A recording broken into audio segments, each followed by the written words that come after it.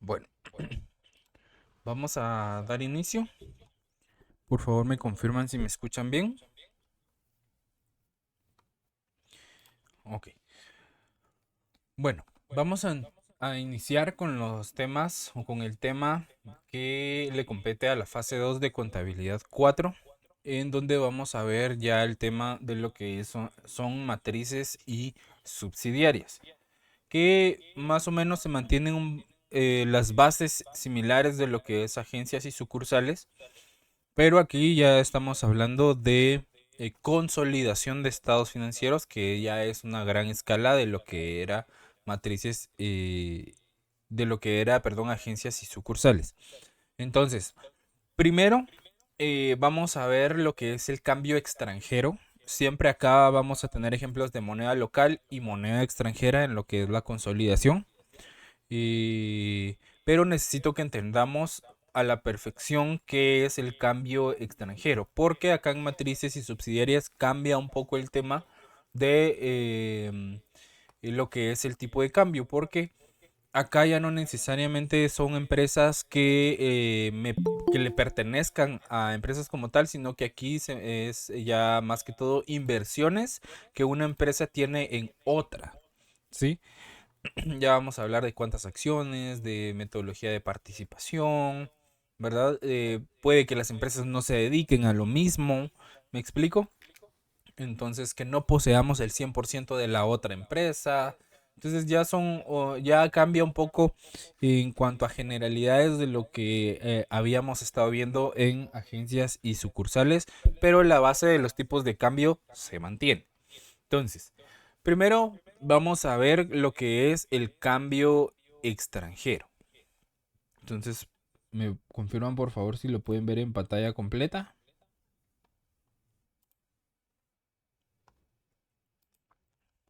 Ok.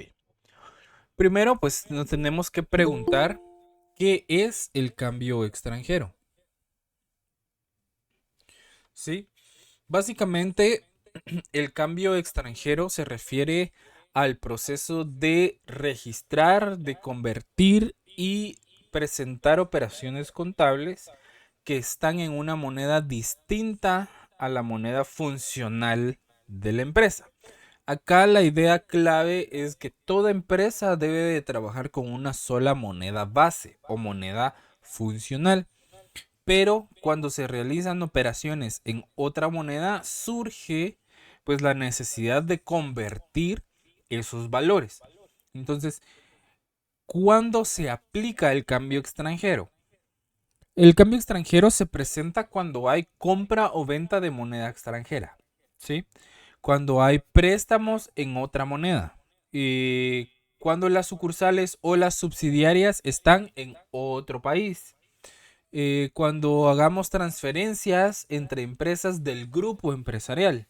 Me explico que están en otro país. Entonces ahí es cuando se presenta el cambio extranjero. ¿Cuál va a ser la base técnica que vamos a estar utilizando o en la cual nos estaremos basando? Nos vamos a estar basando en dos. Cuando hablamos de NIF plenas, vamos a hablar de la NIC 21. Y cuando hablamos de las NIF para las pymes, vamos a hablar de la NIF para las pymes en su sección 30, que en ambas se establecen que las operaciones en moneda extranjera deben, deben registrarse inicialmente al tipo de cambio de la fecha, luego deben ajustarse posteriormente según corresponda reconocer diferencias cambiarias al momento del cierre del periodo. Acá hay varios elementos que son clave. Tenemos el primero de ellos, que es la moneda funcional, ¿verdad? Que eso ya sabemos qué es, que la moneda es la moneda principal en la que opera la empresa. El segundo elemento es el tipo de cambio, que es la relación entre dos monedas, por ejemplo, 7.80 por $1. Tenemos otro elemento que es la diferencia cambiaria, que surge cuando el tipo de cambio, valga la redundancia, cambia, que puede generar una ganancia o una pérdida en conversión. Y el cuarto elemento son la conversión de estados financieros, que esta se da cuando se tienen operaciones en otra moneda, pues se deben de convertir para poder integrarlas, ¿sí? Acá otros elementos clave son que el cambio extranjero lo que busca es expresar toda la información financiera en una sola moneda para que sea comparable y pueda ser útil para la toma de decisiones. Por favor, si van teniendo dudas, pueden habilitar su micrófono en cualquier momento para poder realizarlas. Bien, ¿por qué el tema de cambio extranjero? ¿O por qué es importante el cambio extranjero? Primero, básicamente, es que el cambio extranjero es importante porque permite registrar, convertir y presentar operaciones en distintas monedas de forma correcta, ¿sí? ¿Por qué se estudia el cambio extranjero? Porque se vuelve necesario cuando los bancos operan en varias monedas, las empresas importan y exportan, cuando existen sucursales o subsidiarias en el extranjero, y en todos estos casos hay más de una moneda en la que se opera, ¿sí? O involucrada. Entonces, ¿para qué nos sirve el cambio extranjero? Primero, nos sirve para expresar toda la información en una sola moneda, para evitar errores en la medición de los activos, de los pasivos y de los resultados, y para reflejar correctamente ganancias o pérdidas por el tipo de cambio o que se han dado debido al tipo de cambio. Acá también nos vamos a estar basando en la NIC 21 y en la NIF para las pymes en su sección 30. Acá es fundamental para que los estados financieros sean comparables, sean confiables y sean realistas, ¿sí? Entonces, ahora viene algo muy importante que es la divisa. Nosotros la divisa la podemos definir que va a ser toda moneda extranjera distinta a la moneda funcional de una entidad, que va a ser utilizada en transacciones internacionales, ¿sí? Por ejemplo, una empresa que opera en quetzales, la divisa, si tiene operaciones internacionales, puede ser dólares, pueden ser euros, libras esterlinas, entre otras. Todas esas monedas van a ser divisas porque no son la moneda local, ¿sí? Entonces, ¿cómo se presentan las divisas? Las divisas pueden estar en efectivo, billetes y monedas, y pueden estar en documentos, cheques, transferencias, cuentas por cobrar o cuentas por pagar. La base técnica NIC 21 que indica que las transacciones en divisas deben registrarse usando el tipo de cambio de la fecha de la operación. Posteriormente se deben ajustar al tipo de cambio de cierre si quedan saldos pendientes, ¿sí? Entonces, en la NIF para las pymes en su sección 30 se mantiene con ese mismo tratamiento, con el reconocimiento inicial y la medición posterior. Acá lo fundamental es que una divisa no es solo dinero extranjero, sino cualquier derecho u obligación expresado en otra moneda, ¿sí? No solamente vamos a hablar de dinero. Entonces también en el cambio extranjero surge el tipo de cambio, ¿verdad? Que ya lo hemos trabajado en agencias y sucursales. Que el tipo de cambio lo vamos a definir como que es el precio de una moneda expresado en otra. Es decir, cuánto vale una divisa en términos de la moneda funcional. Por ejemplo, si un dólar son 7.80 quetzales, ese va a ser el tipo de cambio, ¿sí? Lo que la moneda extranjera va a representar en la moneda funcional en la que se está trabajando. ¿Por qué es necesario el tipo de cambio? Cuando una empresa compra o vende en el extranjero, ¿verdad? Cuando crece, va creciendo, incrementa sus operaciones y empieza a vender o comprar en el extranjero. También cuando recibe o paga en otra moneda, que por ejemplo en el caso de El Salvador, que tienen autorizado y aprobado el tema del Bitcoin, ¿verdad? Eso es una divisa. Cuando necesitamos convertir esos valores a nuestra moneda para poder registrarlos correctamente. ¿Y cómo funciona el tipo de cambio? Ustedes ya más o menos lo vieron en agencias y sucursales. El tipo de cambio se determina en el mercado por básicamente por oferta, perdón, y demanda. Mucha oferta y poca demanda, el precio de la divisa baja, ¿sí?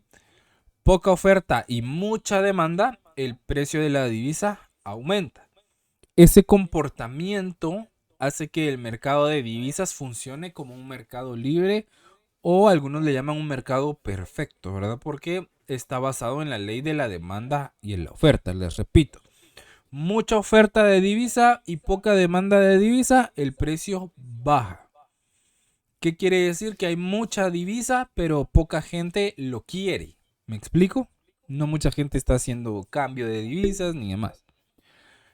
Poca oferta, o sea que hay pocas divisas en el mercado y mucha gente necesita cambiar esas divisas. Entonces ahí el precio aumenta, ¿sí? Esto también lo tenemos como base técnica en la NIC 21, que nos establece que el uso del tipo de cambio de la fecha de transacción o en el reconocimiento inicial o el uso del tipo de cambio de cierre para saldos monetarios o reconocimiento de diferencias, cambiarias en un resultado, ¿verdad? Que ahí es donde vamos a tener las variaciones o los diferenciales cambiarios. Y en la NIF para pymes en su sección 30, pues aplica los mismos criterios. Acá es fundamental el tipo de cambio porque afecta directamente los valores contables y los resultados de la empresa. ¿Verdad? Ya se imaginan valores que pasan los miles de quetzales o los millones de quetzales. Un pequeño error en el tipo de cambio de las divisas ya representa pérdidas bastante grandes, ¿no? Entonces hay que tener mucho cuidado en el manejo de las divisas y en los tipos de cambio.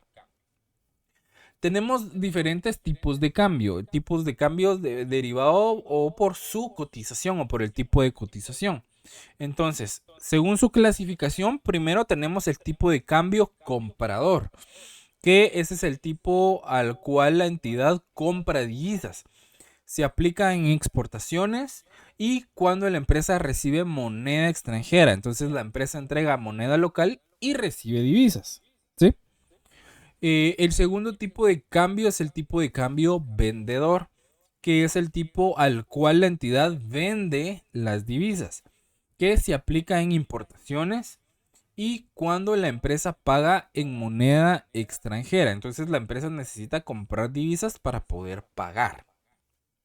Y la tercera clase es el tipo de cambio de referencia, que es un tipo de cambio oficial o promedio que se utiliza para registros contables, cálculos fiscales, para presentación de información financiera, que este lo establece el Banco de Guatemala en nuestro país. Entonces, su base técnica está en la NIC 21, ¿verdad? Se debe usar el tipo de cambio a la fecha de la transacción. También puede utilizarse un tipo de cambio promedio si es razonable y el tipo de cambio debe de reflejar el valor real de la transacción. En la sección 30 de la NIF para pymes nos permite usar tipos de cambio prácticos, el promedio o el de referencia, si no hay variaciones que sean significativas. Acá el tipo de cambio utilizado debe de representar de forma razonable el valor real de la operación en la moneda extranjera. Entonces, también tenemos el tipo de cambio por la forma en que se presenta, ¿sí? Entonces tenemos el tipo de cambio de cotización directa e indirecta, que ese ustedes ya lo conocieron en agencias y sucursales, que el tipo de cambio directo expresa cuánta moneda local se necesita para obtener una unidad de moneda extranjera, ¿sí? Entonces, ¿cómo se hace esto? Pues la moneda local dividido la moneda extranjera. Esa sería, digamos, como que la fórmula para poder determinar cuántos quetzales necesitaríamos, por ejemplo, por $1. ¿Verdad? Que en el ejemplo tenemos 7.40 por $1. ¿Verdad? O si se necesitan 7.80 quetzales para comprar $1. ¿Ya? En el tipo de cambio indirecto, acá se expresa cuánta moneda extranjera se obtiene con una unidad de moneda local. Quiere decir moneda extranjera dividido moneda local. Por ejemplo, en el ejemplo acá les pone que se necesita 0.13514 por un quetzal, ¿sí? ¿Y cómo obtenemos ese valor? Dividiendo el quetzal por los 7.40 que vale el dólar, ¿verdad? Y ahí tenemos el factor de cuánta moneda extranjera necesita para poder comprar un quetzal. ¿Estamos claros acá? Acá la base técnica sigue siendo la NIC 21. Entonces, acá no importa si el tipo de cambio es directo o indirecto, lo importante es interpretar correctamente la relación entre las monedas para poder registrar adecuadamente las transacciones. Entonces, aquí nosotros ya sabemos que puede existir un tipo de cambio de forma directa o de forma indirecta. Ok. Las operaciones en moneda extranjera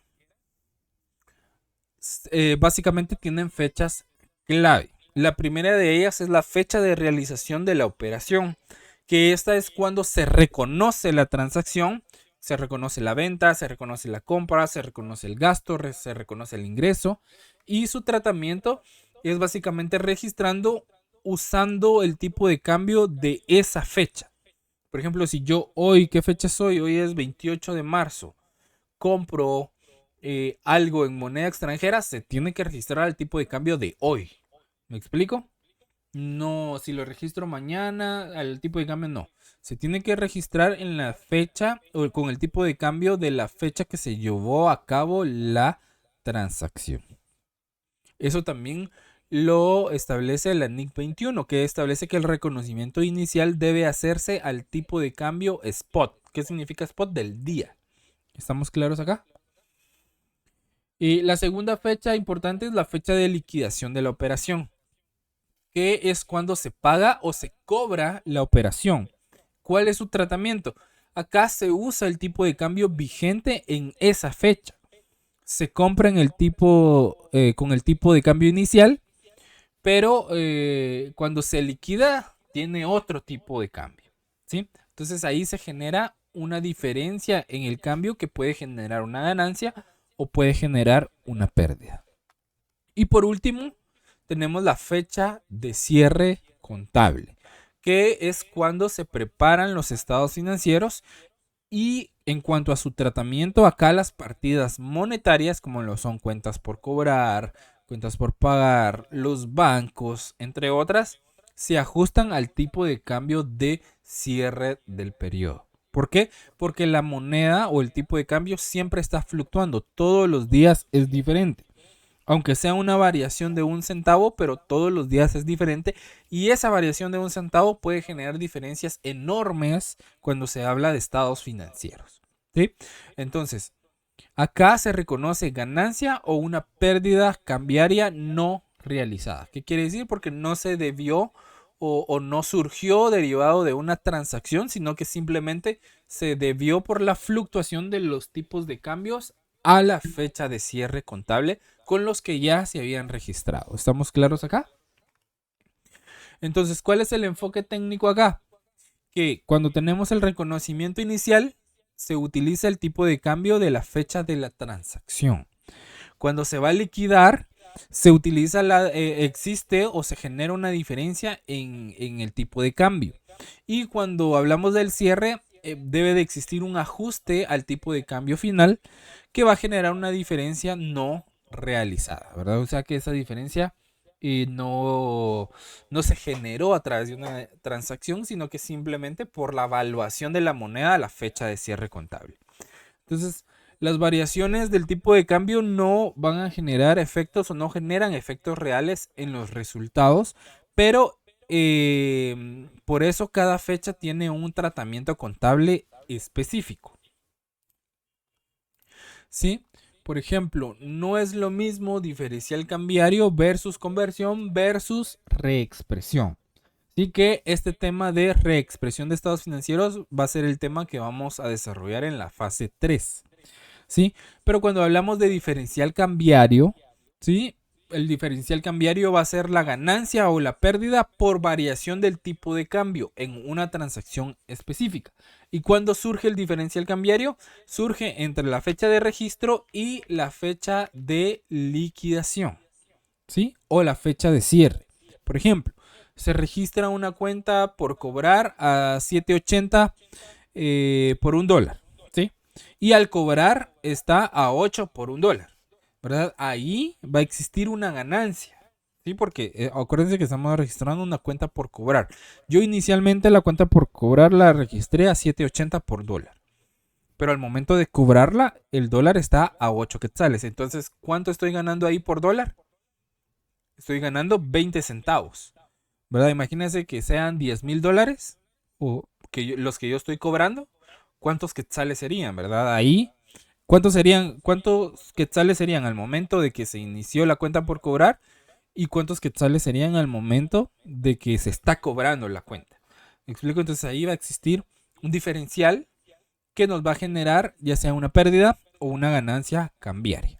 Esto también lo podemos encontrar en la NIC 21, donde se reconoce en resultados del periodo. El segundo tema es la ganancia o pérdida en conversión, que surge al convertir estados financieros. Vean la diferencia. Diferencial cambiario surge de transacciones, ¿sí? Puede ser diferencial cambiario gasto o diferencial cambiario producto cuando es ganancia. Pero ya ganancia o pérdida en conversión directamente es cuando convertimos estados financieros de una moneda a otra, que es lo que hacíamos con agencias y sucursales en la hoja de conversión. Entonces, en las matrices y subsidiarias, la característica clave es que no proviene de una transacción, sino de traducir cifras, ¿sí? O de convertir cifras de la subsidiaria a la moneda funcional de la matriz. Y eso se reconoce en otro resultado integral, en el ORI, en los estados de resultados, si hablamos de la estructura según las NIF, no en los resultados directamente, sino que serían otros, ¿sí? Otros productos, por ejemplo, u otros ingresos, ¿verdad? Porque no son ingresos del giro del negocio, ¿ya? Ahora, cuando hablamos de reexpresión de estados financieros, la reexpresión va a ser el ajuste de los estados financieros por cambios en el poder adquisitivo. ¿Cuándo aplica esto? En economías con una inflación significativa. ¿Cuál es el objetivo de la reexpresión? El objetivo es mostrar cifras en moneda de poder adquisitivo actual.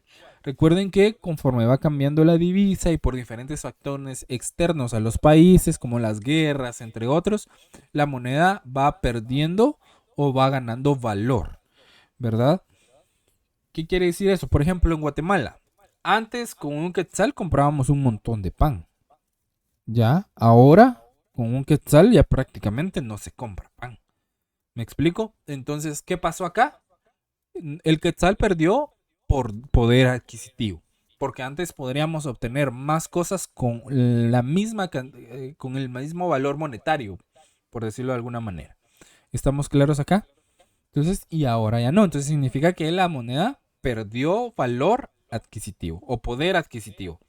Ahora, si digamos que nosotros ahora que compramos, por ejemplo, 4 tortillas por un quetzal, y ahora por un quetzal nos dan 7 o 6 o 5, entonces quiere decir que la moneda ganó poder adquisitivo. ¿Ya? Ejemplos para que más o menos me entiendan las fluctuaciones que tienen la reexpresión de los estados financieros. Y para la reexpresión vamos a tener la base técnica en la NIC 29 de la NIF plena.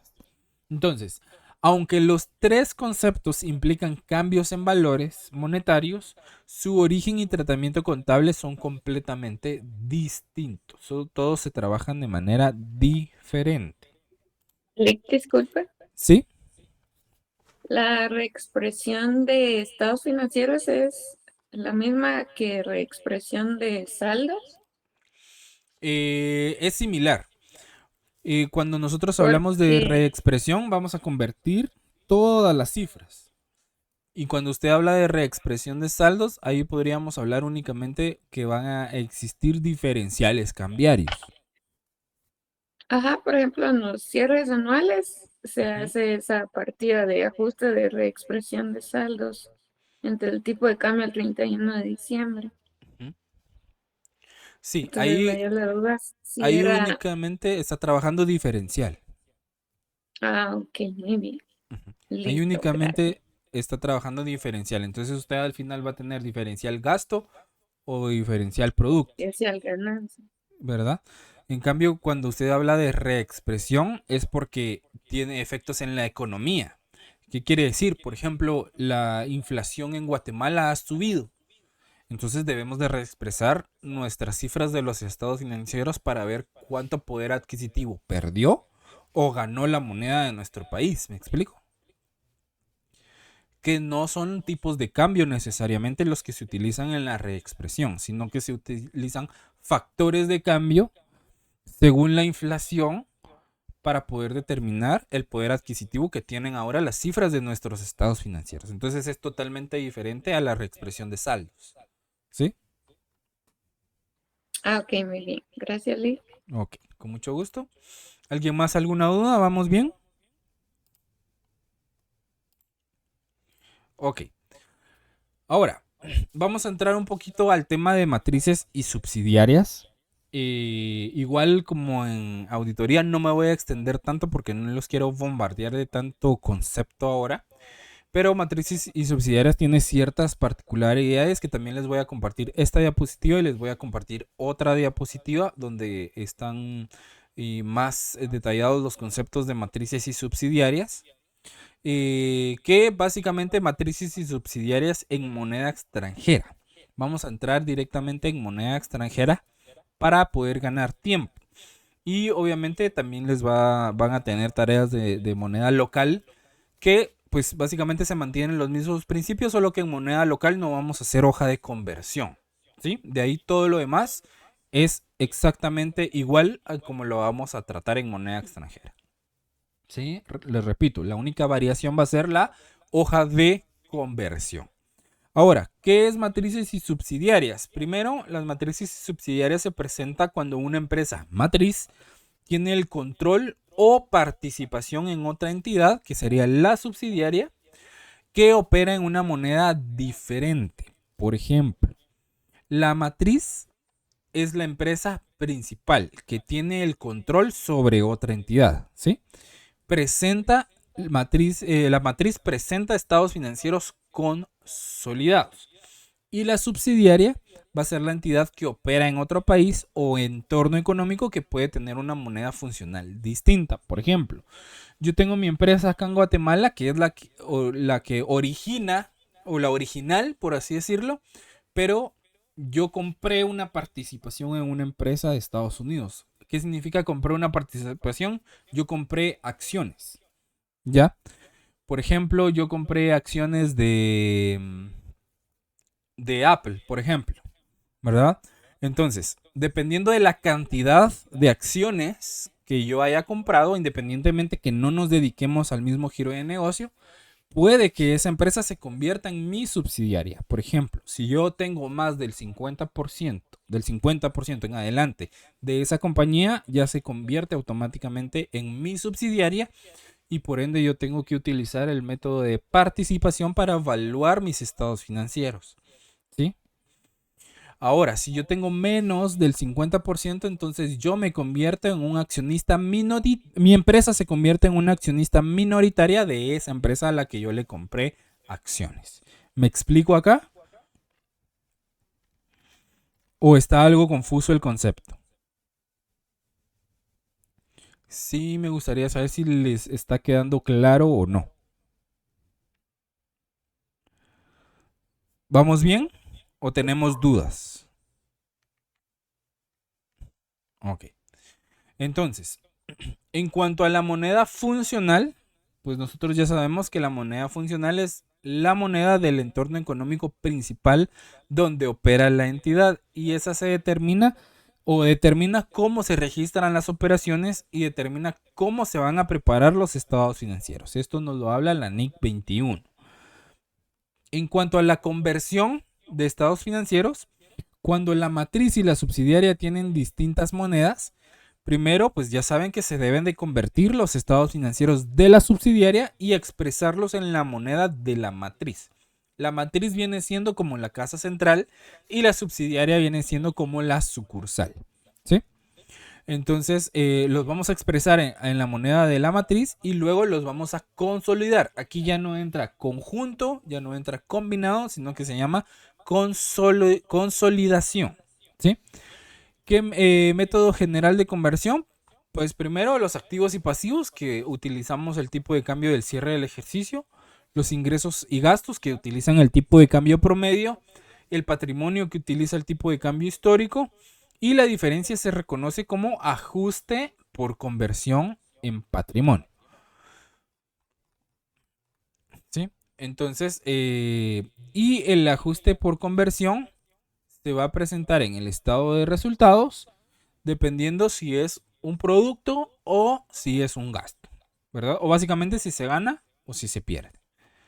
Y como no es del giro del negocio, entonces va a ir en la sección de otros gastos u otros ingresos financieros.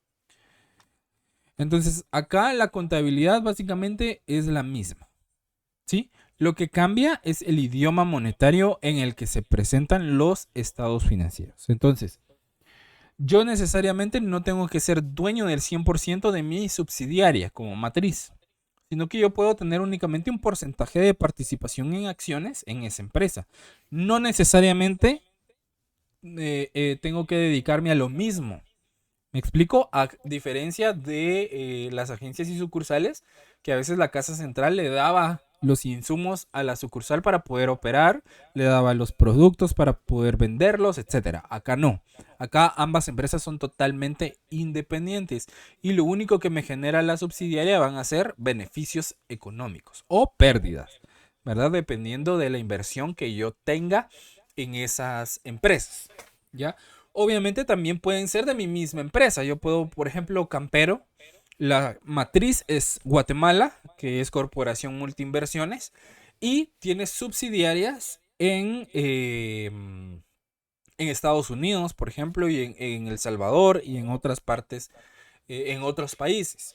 Entonces, ellos sí funcionan como matriz y subsidiaria porque independientemente de que sean del mismo giro de negocio, forman parte de un grupo empresarial, que no necesariamente todas las empresas del grupo se dedican a lo mismo. Por ejemplo, Corporación Multiinversiones tiene molinos modernos, pastas INA, tiene Campero, tiene Toledo, Pollo Rey, ¿verdad? Y todo eso es un grupo empresarial. Y hay empresas que operan en el extranjero y por ende, cuando envían sus estados financieros, esos estados financieros en moneda extranjera se tienen que convertir a quetzales para que el grupo pueda consolidar sus estados financieros. Entonces, al final van a presentar los resultados consolidados de todas las empresas, ¿verdad? Van a tener su información individual, pero también van a tener un resultado como grupo empresarial. Eso es básicamente la consolidación. ¿Estamos claros acá? ¿Alguna duda? ¿Dudas? ¿Comentarios?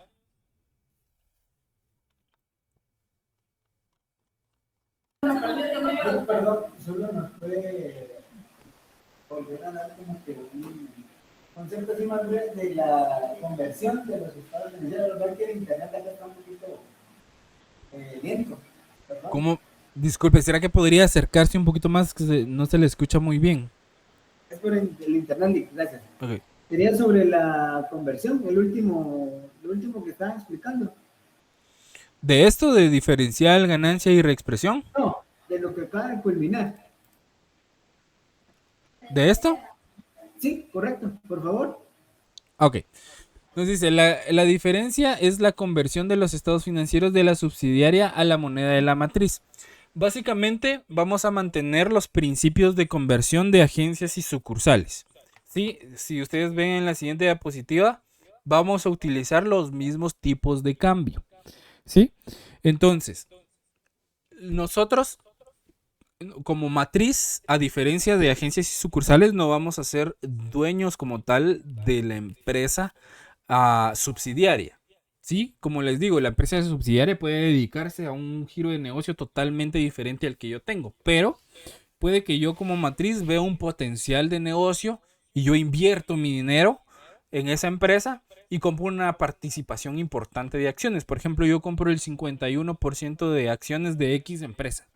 Entonces esa empresa ya se vuelve mi subsidiaria. ¿Por qué? Porque yo tengo más del 50% de participación en acciones en esa empresa. Entonces yo en esa empresa, en la mesa directiva, yo puedo tomar decisiones, ¿verdad? Y más si está operando en el extranjero, cuando me envíen sus estados financieros, esa empresa o nosotros tenemos que convertir esos estados financieros a nuestra moneda funcional, que en este caso, si la matriz está en Guatemala, los vamos a convertir a quetzales. Ustedes me dicen si les va quedando claro o si van teniendo dudas.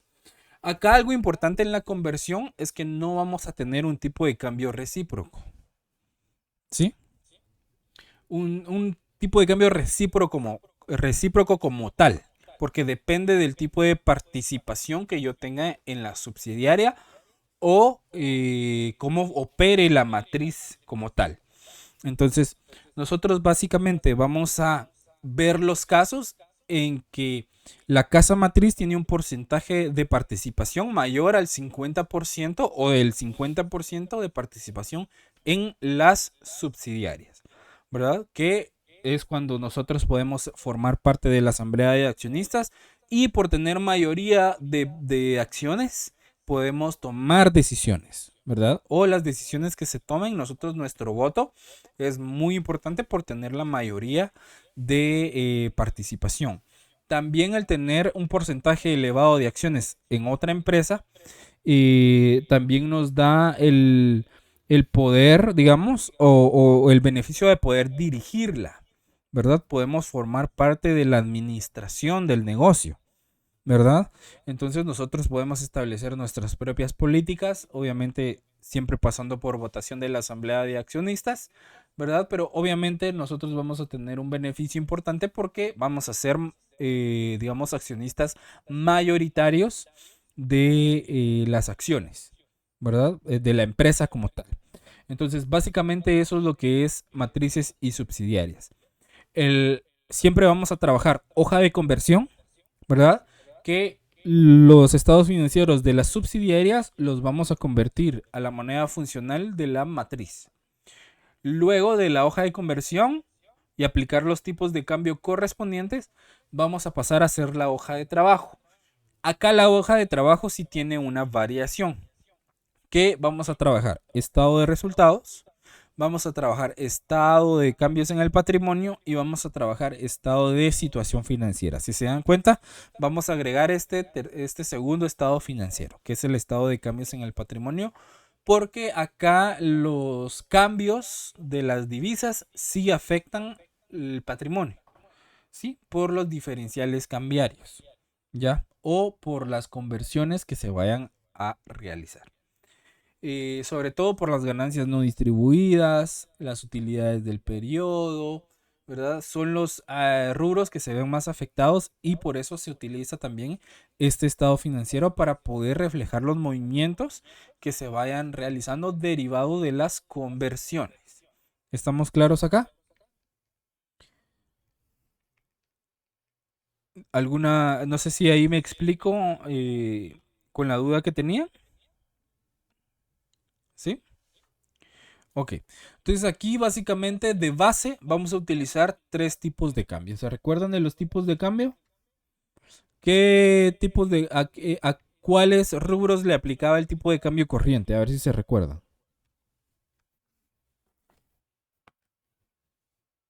A los activos y pasivos. A los activos y pasivos, ok. Corrientes básicamente, ¿verdad? El tipo de cambio histórico.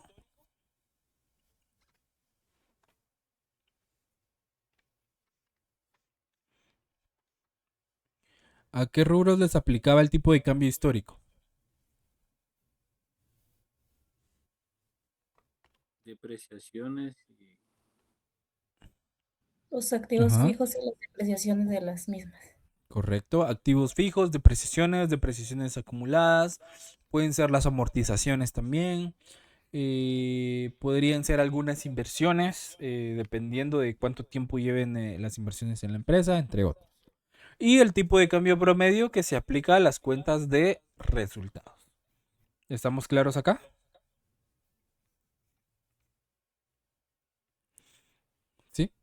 Entonces, básicamente, vamos a ir viendo nuevamente y dando un breve repaso de la aplicación de los tipos de cambio. ¿Por qué? Porque en la evaluación de los exámenes que he podido ver hasta el momento, algunos tienen todavía tema con los tipos de cambio. A identificar qué tipo de cambio le aplica a qué cuenta. ¿Sí? Entonces es muy importante que tengamos claro a qué cuentas le vamos a aplicar el tipo de cambio corriente, a qué cuentas le vamos a aplicar el histórico, a qué cuentas le vamos a aplicar el promedio y cuándo es que aplicamos algún tipo de cambio recíproco acá en matrices y subsidiarias. ¿Estamos claros acá? Entonces sí necesito que por favor repasen el contenido, ¿sí? Porque en las diapositivas que se les compartió considero que está bastante explícito la aplicación y las excepciones que tienen los tipos de cambio, ¿verdad? Porque recuerden que el corriente no se le aplica a todas las cuentas, por ejemplo, ¿verdad? Y hay cuentas que podrían, digamos, que van en el resultado, pero que no se les aplica un tipo de cambio promedio, sino que un corriente porque son derivadas de rubros del activo corriente, ¿verdad? Como lo ven en su pantalla, por ejemplo, las cuentas incobrables gasto o la provisión o la estimación para cuentas incobrables, ¿verdad? Son cuentas que se derivan del cálculo de cuentas que están clasificadas o que se clasifican en el activo corriente. ¿Estamos claros acá?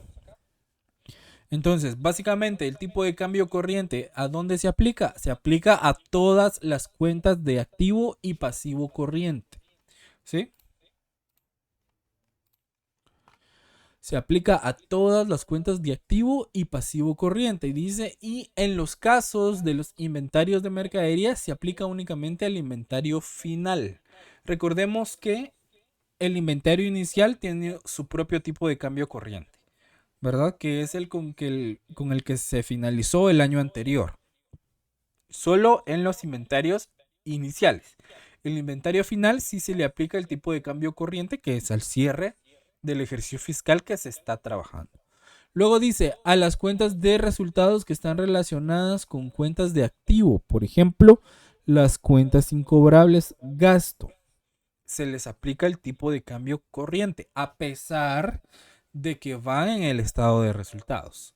Esto es importante, porque si nosotros aplicamos mal el tipo de cambio acá, por ejemplo, que les apliquen el promedio, entonces nos afecta ya en la presentación de los estados financieros. ¿Nos va a cuadrar? Sí, nos va a cuadrar. ¿Por qué? Porque al final nosotros lo cuadramos contra qué? Contra una variación, una pérdida o ganancia en conversión, ¿verdad? Pero va a estar mal cuadrado. Es lo que les decían agencias y sucursales. ¿El ejercicio nos puede cuadrar? Sí, nos puede cuadrar. ¿Por qué? Por las eliminaciones, ¿verdad? Las eliminaciones van a hacer que el ejercicio nos vaya a cuadrar. ¿La hoja de conversión nos puede cuadrar? Claro. ¿Por qué? Por la variación, por la pérdida de ganancia en conversión, ¿verdad? Pero eso no significa que esté bien. ¿Estamos claros ahí? Entonces, un tipo de cambio mal aplicado en una cuenta nos afecta todo el resultado. Porque puede que en la hoja de conversión sean unos dólares, en la hoja de trabajo esa cantidad se duplica y en los estados financieros consolidados esa cantidad se cuadruplica o quintuplica. ¿Verdad? Que es un efecto que se llama, lo que le llamamos comúnmente en el campo, efecto bola de nieve. Que al inicio puede ser una diferencia muy pequeña, pero ya conforme va integrando otros elementos, esa variación se va haciendo enorme. Entonces hay que tener mucho cuidado porque el resultado final sí lo afecta considerablemente. ¿Estamos claros acá? ¿Dudas? Aquí me voy a esperar un buen rato porque necesito que me digan si está claro o no está claro. ¿Sí? Porque yo me he dado cuenta en algunas evaluaciones que ya he podido ver que no está muy claro. ¿Ya? Entonces, ¿entendimos el tipo de cambio corriente y a qué cuentas le aplica el tipo de cambio corriente?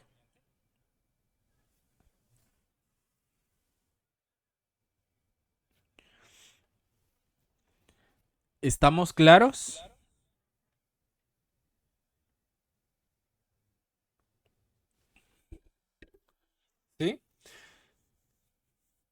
¿Seguros?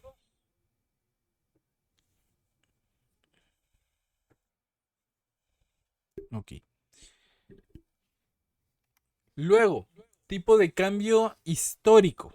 ¿Sí? Nos dice que se le aplica a todas las cuentas de activo no corriente o activo fijo, incluyendo a las cuentas de resultados que están relacionadas con los activos fijos, tales como la depreciación gasto. Luego dice, debe aplicarse este tipo de cambio a las cuentas reguladoras del activo fijo, por ejemplo, las depreciaciones acumuladas.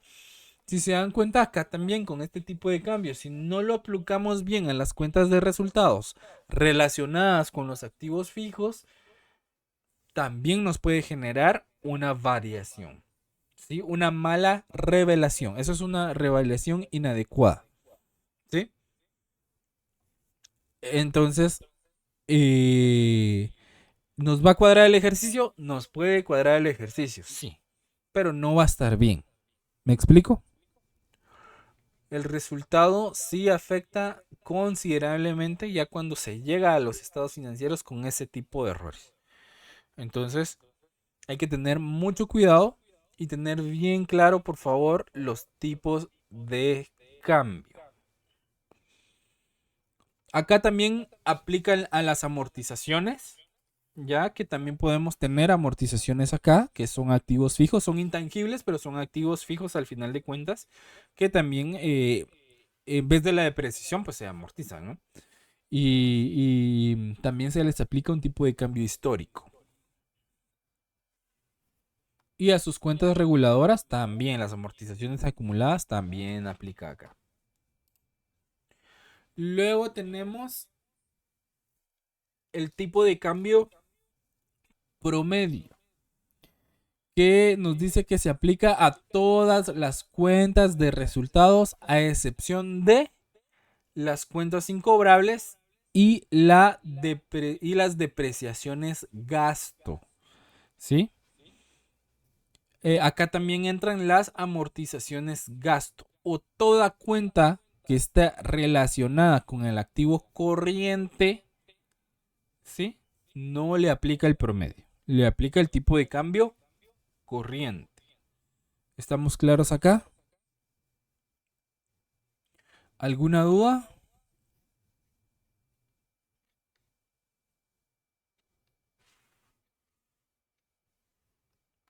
¿Dudas? No, licenciado, solamente quiero hacer un comentario. ¿Sí? Pues a mi parecer, según yo, sí he comprendido el tipo de cambio que usted nos ha explicado, Ujú. pero considero que pues me voy a dar cuenta que sí entendí hasta la hora que usted revise tanto los ejercicios como el examen, ¿verdad? Entonces, porque ahí voy a ver si realmente lo hice como, pues como se debe, ¿verdad? Ok. Muchísimas gracias.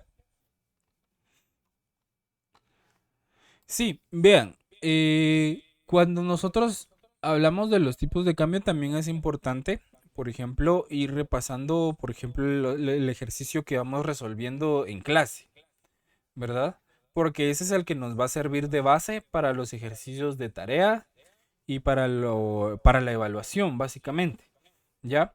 Entonces, ver y estar consciente de los lineamientos, de la estructura, de cómo se va desarrollando el procedimiento, de que ustedes vayan haciendo sus anotaciones y que lo estudien, ¿verdad? De que lo repasen también para poder reforzar esos conocimientos que van adquiriendo en el camino, ¿sí?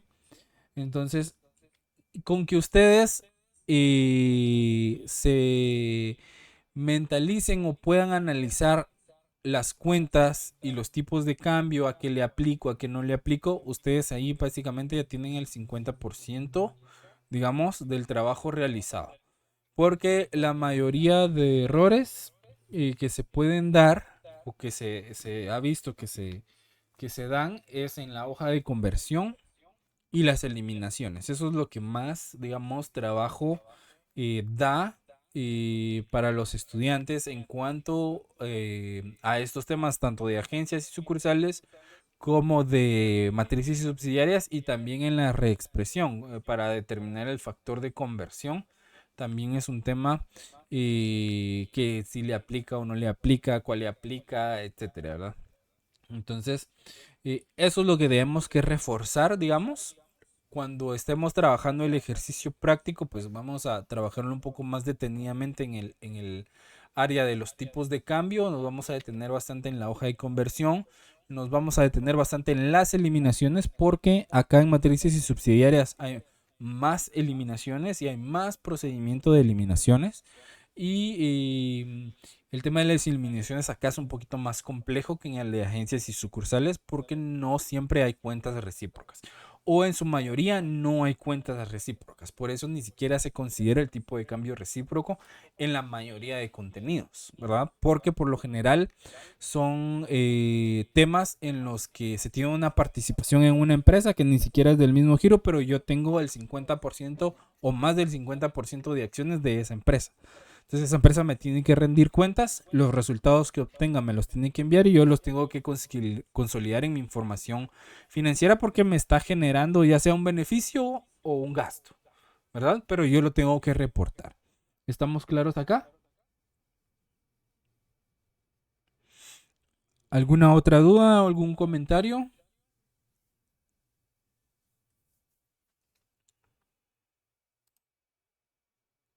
¿Estamos claros?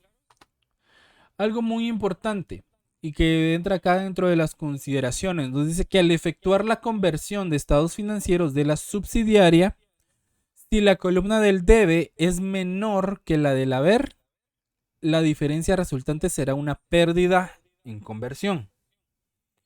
¿Sí?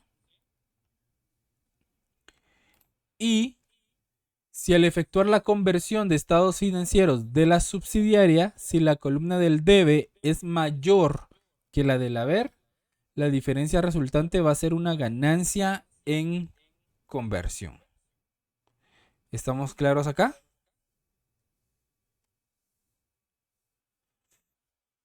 Entonces, acá como que se invierta en los papeles, ¿verdad? En agencias y sucursales era al revés. Si el haber es mayor, era ganancia. Si el debe era mayor, era pérdida. Acá se invierten los papeles, ¿sí? Si el debe es mayor al haber, va a haber una ganancia en conversión.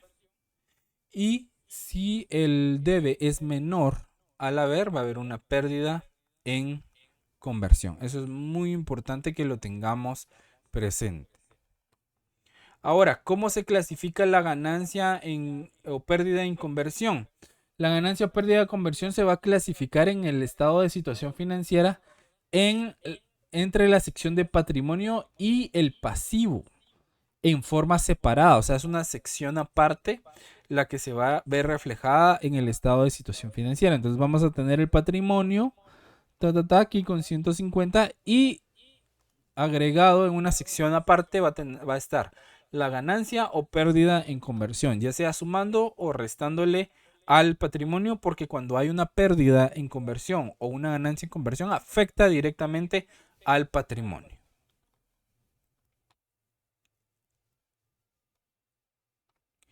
Y por último nos dice que las diferencias para compensar las operaciones entre compañías se regularizan contra la cuenta de ganancia o pérdida en conversión en el estado de situación financiera. ¿Qué quiere decir esto? Que las variaciones que vayan a ir surgiendo derivado de las operaciones entre compañías, si existe alguna variación, se van a compensar con la cuenta de ganancia o pérdida en conversión que viene siendo el trabajo de lo que se hace con el diferencial cambiario, ¿verdad? Solo que acá lo vamos a llamar como ganancia o pérdida en conversión. ¿Estamos claros acá? Ahí van a ver que, bueno, ahorita la teoría puede ser un poco confusa, pero ya en la práctica, pues ya vamos a aclarar mucho más el tema de la teoría. También nos falta otra presentación donde ya vamos a entrar a ver conceptos más específicos, como qué es una matriz, qué es una subsidiaria de manera más amplia. Se las voy a compartir para que ustedes ya lo puedan tener y en la próxima clase que tengamos pues podamos tocar el tema, y si ustedes tienen alguna duda, pues aprovechamos el espacio. Pero no sé si tienen alguna duda hasta el momento. Vamos bien, vamos comprendiendo.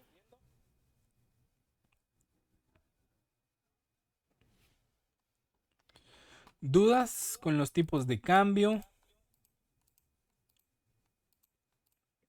De momento no, Lick, muchas gracias. ¿No? Ok. Entonces, al igual que en Auditoría 1, en contabilidad, este tema lo vamos a dejar acá. No sé si alguien quisiera aportar algo, alguna duda que tenga. Perdón si estoy un poco insistente, pero sí me interesa su participación. Que ustedes pregunten.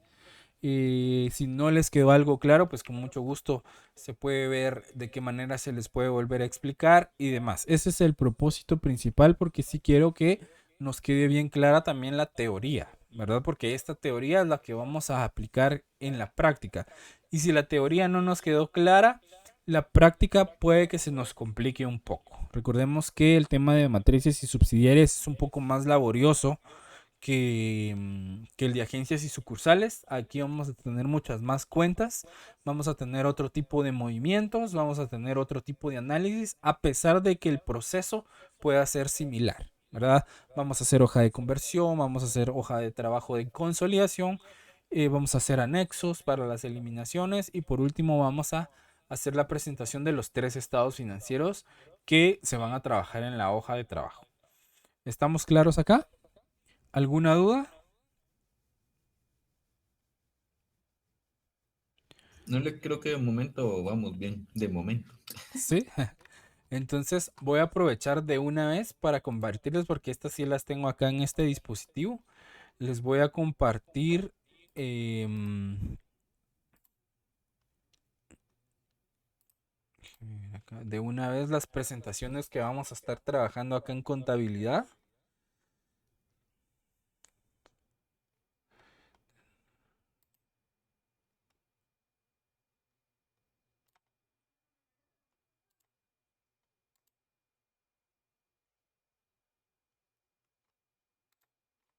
Ok, se las voy a compartir de una vez. Por favor, me confirman em, si les llega.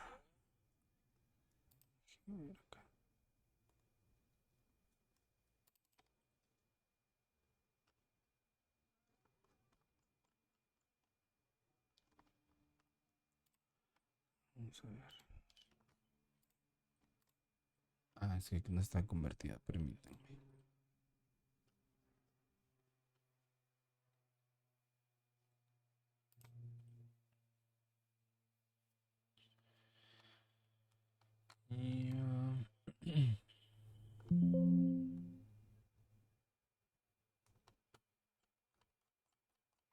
Aquí les voy a compartir esta que acabamos de ver.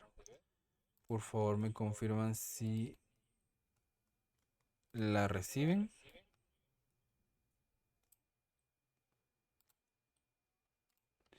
Y les voy a compartir la otra que vamos a ver el próximo día de clases.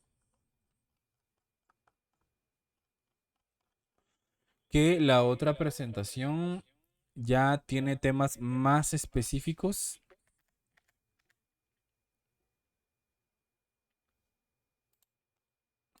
de lo que es matrices y subsidiarias, ¿verdad? Entonces ya cuando entremos a la explicación, ustedes ya van a tener una mejor base para entender el contenido de matrices y subsidiarias. Entonces, por favor, me indican si les llegan las presentaciones.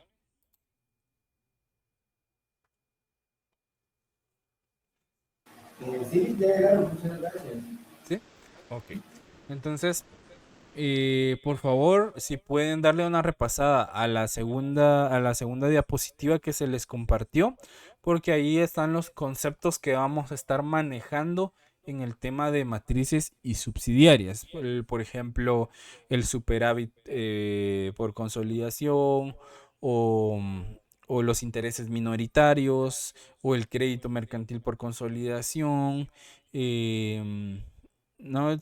La casa matriz, subsidiarias, acciones comunes, acciones preferentes, intereses mayoritarios, porcentajes de participación, etcétera, ¿verdad? Entonces, todos esos conceptos son necesarios que ustedes ya los tengan, por lo menos que los puedan leer, para que cuando ustedes ya tengan la explicación, pues puedan comprender de mejor manera. ¿Estamos claros acá? ¿Alguna duda hasta el momento? ¿Sí? Igual de contabilidad, actividad, va a estar una cargada el próximo sábado, que va a ser para entregar en el fin de semana que retomamos actividades académicas. Entonces, ustedes vayan a sus vacaciones para descansar. Espero puedan descansar. No sé si alguien más tiene alguna duda, algún comentario antes de finalizar.